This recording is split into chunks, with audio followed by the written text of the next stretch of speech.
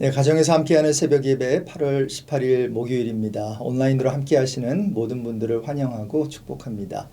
이제 새 찬송가 445장 태산을 넘어 험곡에 가도 통일 찬송가 502장을 부르면서 시작하겠습니다.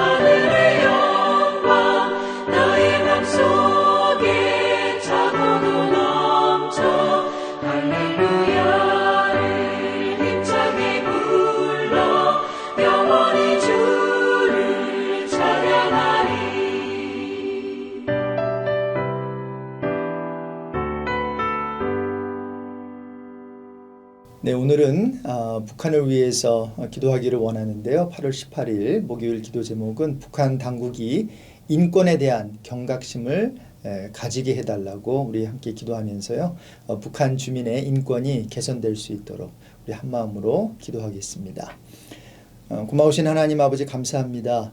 참 남북이 이렇게 나눠진 지도 꽤 오래됐는데 하나님께서 북한 땅 특별한 은혜를 내려주셔서 그 땅에 북한의 인권이 존중되는 그날이 오기를 하루속히 우리가 소망하며 하나님 아버지 앞에 기도드립니다. 하나님 참으로 예수 그리스도를 마음껏 믿을 수 있는 그런 환경이 하루속히 참 만들어지게 하여 주시고 우리 남한에 있는 교회들이 북한에 있는 우리 성도들을 위해서 기도하며 또 하나님께서 제2의 강력한 부흥을 북한 땅에 허락해 주시기를 기도드립니다. 하나님께서 이제 남한이 또 하나 되게 하여 주시고 또 이제 예수 그리스도의 오시는 그날을 바라보면서 세계 복음화에 힘을 합쳐 또 복음화 운동에 앞장설 수 있는 우리 남한 교회들 또한 북한 성도들 되게 해 주십시오. 오늘도 하나님의 말씀에 귀를 기울입니다. 주님 말씀해 주시옵소서. 예수 그리스도의 이름으로 기도드립니다. 아멘. 오늘 주시는 말씀은 창세기 9장 18절에서 29절입니다. 방주에서 나온 노아의 아들들은 셈과 함과 야벳이며 함은 가나안의 아버지라. 노아의 이 세 아들로부터 사람들이 온 땅에 퍼지니라.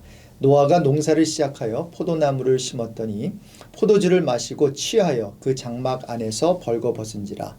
가나안의 아버지 함이 그의 아버지의 하체를 보고 밖으로 나가서 그의 두 형제에게 알림해 셈과 야벳이 옷을 가져다가 자기들의 어깨에 메고 뒷걸음쳐 들어가서 그들의 아버지의 하체를 덮었으며 그들이 얼굴을 돌이키고 그들의 아버지의 하체를 보지 아니하였더라.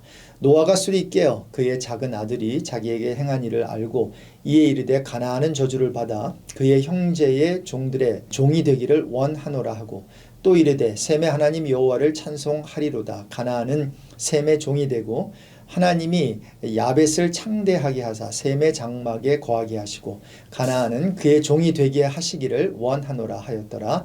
홍수 후에 노아가 350년을 살았고 그의 나이가 950세가 되어 죽었더라. 네, 오늘 본문은 방주에서 나온 남자들의 이야기입니다. 남자들의 이야기이니 문제가 일어나지 않을 수 없겠지요. 물론 남성이든 여성이든 모두가 죄인이니 특히 죄에 대한 문제가 드러나는 것은 시간 문제일 것입니다. 이제 땅에 사는 사람들의 행위가 너무 부패하여 하나님은 물로 심판을 하게 되었는데요. 노아와 그의 식구만 방주로 구원해 내십니다. 오늘 본문은 방주를 통해 구원을 받은 사람들이 얼마 되지 않아 또다시 부패해져 가는 모습을 담고 있는데요. 오늘 본문 내용의 줄거리는 다음과 같습니다. 노아는 방주에 나와 살면서요, 포도 농사를 짓게 되지요. 그리고 그는 생산한 포도로 포도주를 만들었습니다. 하루는 그가 포도주를 마셨는데 많이 마신 것 같습니다. 너무 취했는지 자기 천막 안에서 벌거벗은 채 누워 있었습니다. 둘째 아들 함이 그것을 보고 셈과 야벳에게 일러 주었지요. 셈과 야벳은 겉옷을 가지고 가서 아버지를 덮어주었습니다. 술에서 깨어난 노아는 함의 행동에 분개하고는 함의 아들 가나안을 저주합니다. 가나안은 저주를 받을 것이다. 가장 천한 종이 되어 셈과 야벳의 두 형제를 섬길 것이다. 라고 저주를 퍼부었습니다. 여러분, 자신의 벌거벗은 몸을 보았다고 손주를 천한 종이 되게 하는 노아의 모습이 이해가 되십니까? 쉽게 이해되지 않습니다. 그래서 이 같은 난의 내용을 놓고 성서학자들은 지난 2000년 동안 논쟁을 벌여온 것이지요. 도대체 함이 지은 죄가 무엇인지, 그리고 함이 죄를 지었는데 왜 그의 아들 가나안이 저주를 받았는지에 대한 질문이 당연히 생깁니다. 이 외에도 다른 질문들이 있겠지만 시간상 이 두 가지만 다루어 보겠습니다. 먼저 말씀드리고 싶은 것은 질문에 대한 답을 짧은 시간에 모두 제공해 드릴 수는 없고요. 하지만 이 같은 질문들을 함께 고민해 보면서 답보다도 우리가 배우고 적용해야 할 점들이 무엇인지에 포커스해서 말씀을 들으시면 유익할 줄로 압니다. 먼저 함이 지은 죄가 무엇인가 라는 질문입니다. 오늘 본문 22절은 이렇게 설명하고 있어요. 가나안의 아버지 함이 그의 아버지의 하체를 보고 밖으로 나가서 그의 두 형제에게 알리매. 여기서 하체는 벌거벗다에서 유래된 말인데요. 말 그대로 벌거벗은 그 자체를 의미하기도 하지만 본문에서와 같이 옷을 벗고 있을 경우 생식기, 즉 성기를 가리키는 것으로 볼 수 있습니다. 만약 그렇다면 함은 그의 아버지의 알몸과 함께 아버지의 하체 부분인 노아의 생식기를 본 것이 되겠지요. 그리고 같은 구절에 보면 그의 아버지의 하체를 보고 라고 되어 있는데요. 여기서 보다 라는 히브리어는 단순히 쳐다보다는 의미도 있지만 다른 성경 구절들을 우리가 살펴볼 때 구체적인 목적을 가지고 면밀히 살필 뿐 아니라 즐기면서 보는 것, 이것을 의미하기도 합니다. 뿐만 아니라 함은 아버지 노아의 하체를 보고 난 후에 그의 형제들에게 그 사실을 알렸다라고 되어 있지요. 옛날 개역 한글 성경은 고하매라고 되어 있는데요. 여기서 이 알렸다 또 고하다는 것은 단순히 어떤 사실을 알린 것만이 아니라요. 그것을 조롱하며 악의적으로 악하게 즐긴 것으로 이 단어를 해석하기도 합니다. 따라서 함의 죄악은 단순히 아버지의 하체를 본 것이 아니라 형제들에게 아버지의 그런 추태를 알린 것만이 또한 아니라 말씀드린 대로 아버지의 허물을 조롱하며 악의적으로 즐겼다라고 하는 것이 보편적인 해석입니다. 즉 그는 아버지의 권위와 인격을 무시한 채 그 권위와 인격을 모독했다는 것이지요. 그리고 이런 행위는 아버지에게 권위를 부여하신 하나님을 향한 패역한 죄로 볼 수 있다는 그런 견해입니다. 물론 다른 견해도 있습니다. 아들 함이 아버지 노아에게 못된 짓, 즉 성행위를 했다고 보는 학자들도 있는데요. 하체는 성기 노출을 의미하고 이 같은 성적 노출을 성적 관계로 해석하는 견해입니다. 일리는 있어 보이지만 성경적인 근거는 없다고 봅니다. 중요한 것은 함의 행동은 잘못된 것이었고요. 그래서 노아가 술이 깨어 함의 아들 가나안을 저주했다는 것이죠. 그래서 두 번째 다룰 질문은 아버지 함이 죄를 지었는데 왜 그 아들 가나안이 저주를 받는가입니다. 이 같은 질문을 다룸에 있어서 다음 몇 가지를 먼저 고려할 필요가 있습니다. 성경이 그 이유를 공개하고 있지 않고 있다는 점, 하나님이 이미 노아의 아들들에게 복을 주셨다는 점, 그리고 하나님이 가나안을 저주한 것이 아니라 누가 저주했죠? 네, 노아가 저주를 했다는 점입니다. 여러분 보십시오. 성경은 왜 노아가 아들 함이 아닌 손주 가나안을 저주했는지에 대해 설명하고 있지 않습니다. 성경 66권 1189장을 모두 샅샅이 뒤져봐도요. 그 이유를 찾을 수가 없어요. 그저 추측만 할 뿐입니다. 자녀가 아버지의 불법을 담당하지 않고 아버지가 자녀의 불법을 담당하지 않는다는 에스겔서 18장 20절의 영적 원리를 노아가 알고 있었다면요. 그 원리가 뭐지요? 사람은 누구나 자신의 죄를 다른 사람에게 전가할 수 없다는 원리예요. 따라서 사람은 누구나 자신의 죄에 대해 자신이 책임을 져야 한다는 어떤 구약적 원리인데요. 자, 성경은 기록하고 있지 않지만 함의 아들 가나안이 이 사건에 직접적으로 연루되어 있다고 그래서 보는 것입니다. 다시 한번 말씀드리면 아버지의 죄 때문에 이 자녀가 그 죄에 대해서 어떤 책임을 져야 한다는 것, 이것은 성경적 원리, 아까 말씀드린 그 구절에 입각하면 맞지 않거든요. 자, 그래서 만일 어떤 가나안이 이 사건에 그 아버지와 함께 연루되어 있다고 하는 그쪽으로 본다면, 만약 그럴 가능성이 있다고 본다면 그 이유는 셈과 야벳은 이게 개별적으로 소개되고 있죠. 그 이름들이. 그런데 함은 유일하게 그의 아들 이름과 함께 소개되고 있다는 거예요. 가나안의 아버지 함, 이렇게 22절 이런 식으로 소개되고 있죠. 그래서 가나안에게 저주를 내린 것은 함의 아들 가나안이 뭔가 잘못된 행동을 할아버지 노아에게 한 것으로 주장하는 그런 견해입니다. 자, 그렇다면 함은 어떻게 되나요? 함도 이렇게 저렇게 이 사건에 개입되었으니 죄값을 치러야 하는 것 아닌가요? 자, 그렇지만 보세요. 하나님이 이미 복을 내려주셨어요. 창세기 9장 1절에 보면 하나님이 노아와 그 아들들에게 복을 주시며 그들에게 이르시되 생육하고 번성하여 땅에 충만하라.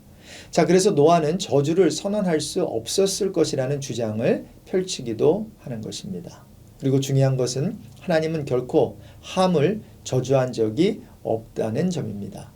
그 저주가 간접적으로 함에게이든 직접적으로 가나안에게이든 노아가 저주를 했을 뿐이지 하나님이 하신 게 아니라는 거예요.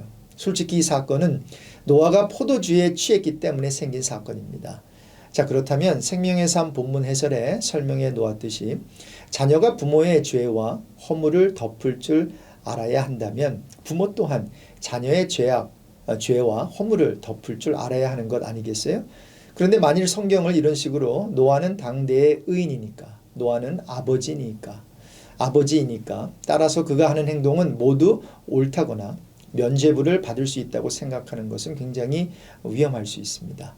다시 말씀드리지만 이 사건에는 우리가 구체적으로 알지 못하는 어떤 사연이 숨겨져 있을 것입니다. 안타깝게도 성경은 그 내용을 우리에게 공개하고 있지 않아요. 그래서 우리가 모르는 하나님만이 아시는 비밀이 본문에 숨겨져 있다고 솔직히 그리고 겸손히 받아들여야 할 것입니다. 말씀을 정리하면서요. 이미 언급한 대로 이 사건은 노아가 포도주에 취했기 때문에 생긴 일이에요. 따라서 포도주, 즉 술에 대해 적용 가능한 말씀을 좀 드리고자 합니다. 술에 대해서는 구약과 신약이 모두 언급하고 있는 주제인데요. 시간상 몇 구절만 찾아본다면 잠언 23장 29절에서 30절, 이 구절은 이렇게 다음과 같이 기록하고 있습니다. 재앙이 뉘게 있느뇨, 근심이 뉘게 있느뇨, 분쟁이 뉘게 있느뇨, 원망이 뉘게 있느뇨, 까닭 없는 상처가 뉘게 있느뇨, 붉은 눈이 뉘게 있느뇨, 술에 잠긴 자에게 있고 혼합한 술을 구하러 다니는 자에게 있느니라. 바울은 에베소서 5장 18절에 이렇게 기록하고 있습니다. 술 취하지 말라. 이는 방탕한 것이니 오직 성령으로 충만함을 받으라. 여러분 기억하십시오. 술 취함은 방탕함을 부릅니다. 하지만 성령 충만은 거룩함을 부릅니다. 노아는 포도주에 취함으로 자신의 수치만 드러낼 뿐 아니라 자녀들로 하여금 불의를 행하게 했지요. 따라서 크리스찬이라면 절대로 술 취하면 안 됩니다. 이것은 술을 마셔도 되냐 안 되냐의 문제가 아닙니다. 술과 알코올에 대한 성경의 관점에 대해서는 해석할 때 좀 조심해야 하는데요. 현대의 잣대를 가지고 과거에 대입하여 해석할 경우 자칫 잘못하다가 성경을 왜곡하거나 곡해할 수 있기 때문입니다. 그래서 술에 대해서는 술을 마셔도 되는지 안 되는지라는 관점이 아닌 다른 관점으로 어프로치해야 하는데요. 그것은 바로 술을 좋아하거나 술 취하지 말라는 것입니다. 이 같은 가르침은 구약이나 신약이나 어느 시대에 동일하게 적용되는 진리입니다. 사랑하는 성도 여러분, 술을 좋아하십니까? 회개하십시오. 술에 취하는 인생을 살고 계십니까? 회개하셔야 합니다. 귀 있는 자는 듣고 이런 것으로부터 자유함을 누리게 되시길 주님의 이름으로 축복합니다. 여러분 계속해서 우리가 창세기를 묵상하고 있는데요. 참 시대적으로도 시간적으로 너무 차이가 나다 보니까 우리가 다 이런 것들을 이해할 수가 없어요. 또 해석도 각양각색입니다. 중요한 것은 이러한 말씀을 보면서 우리가 뭐 어떤 시대에 살든지 뽑아낼 수 있는 그러한 프린시플, 어떤 성경적인 원리가 있거든요. 그래서 오늘 본문에서 다시 한번 말씀드리지만 그 원리, 그 프린시플을 우리가 찾아내야 되는데 그것은 바로 이 모든 것이 무엇으로부터 시작됐지요? 예. 여러분 하나님께서는 이제 이 세상을 창조하시면서 참 인간들이 하나님을 찾으면서 참 의롭게 살고 참 죄 없는 인생 되시기를 바라지만 우리 인생은 그쪽으로 나가지가 않습니다. 아무리 세상이 타락해서 물로 심판을 하고 또 의로운 그 노아와 함께 그 온 집안을 구원해 내도요. 보십시오. 얼마 되지 않아 이런 죄악들이 이제 또 드러나게 되는 것이죠. 그래서 궁극적으로 여러분 하나님께서 심판하시지만 그 심판 가운데 저와 여러분은 하나님의 그 자비와 또 하나님의 긍휼을 필요로 하는 자들이라는 거죠. 자, 그래서 우리 계속해서 우리 창세기 묵상해 나가는 동안에요. 이러한 구절들을 묵상하고 또 계속해서 창세기에 있는 내러티브, 어떤 스토리들을 우리가 읽고 또 공부하고 묵상하면서 하나님 참으로 이 창세기가 보여주는 그 진리 또 그러한 원리들을 우리가 잘 습득하게 해 주십시오. 이러한 기도 제목 그런 마음을 우리가 갖고요. 하나님께 오늘 아침에도 기도했으면 좋겠어요. 우리 같이 기도하겠습니다. 고마우신 하나님 아버지, 참 쉽지 않은 그 본문이었습니다.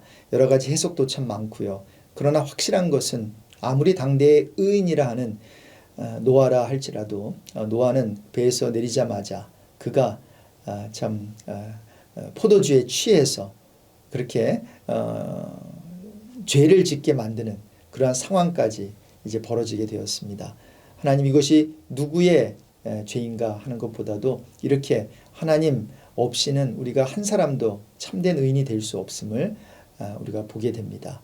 하나님 창세기를 통해서 계속해서 중요한 그러한 창조 원리와 함께 성경 그런 원리들을 우리가 찾아내게 하시고 그런 원리들을 우리의 삶 속에 적용하여 하나님이 원하시고 또 하나님께서 바라시는 그러한 성도들 될 수 있도록 오늘 아침 새벽을 깨우는 우리 성도들에게 그러한 특별한 은혜를 내려주시기를 기도드립니다. 어느 때보다도 이 시대가 참 타락해 있습니다. 이 시대가 완악합니다. 그리고 죄악이 범람하고 있습니다. 이런 가운데서 우리가 생명의 말씀, 하나님의 진리의 말씀을 붙들고 나아갈 때에 우리는 부족하지만 그 말씀이 우리의 마음과 생각을 그리스도 예수 안에서 지켜주실 줄로 믿습니다.